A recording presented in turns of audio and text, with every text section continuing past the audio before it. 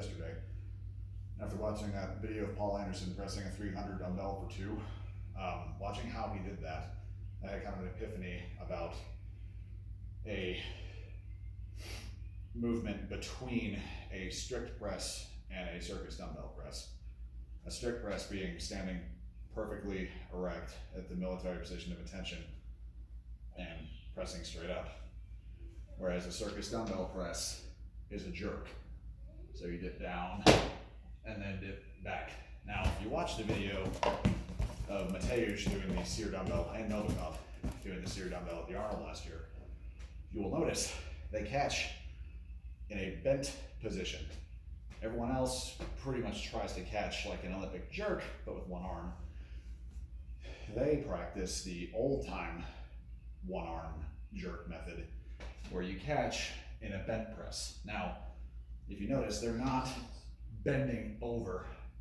It appears to be, but they're not actually bending over. If you watch it in slow motion, they're sitting into their lifting hip.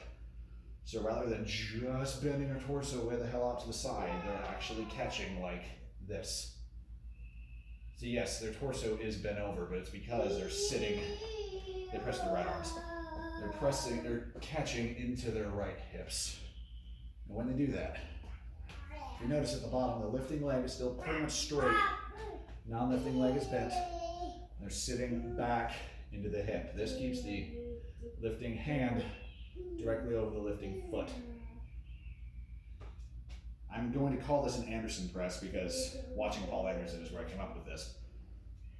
But it's not going to be a jerk, but rather than getting your leg right for the dumbbell by bending your knees and accelerating up, you're going to press with that arm, but really you're going to shove your pelvis back and sit back into your hip and do it like this. So with an empty dumbbell,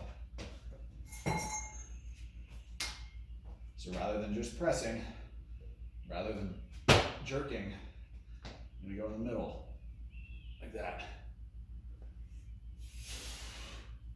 Leaving the lifting leg straight, sitting back into your hip, and pushing your torso away from the implement.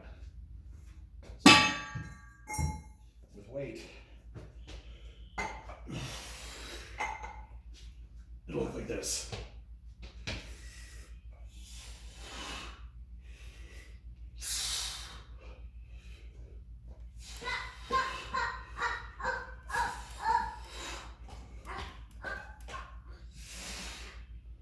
I think this will be quite beneficial.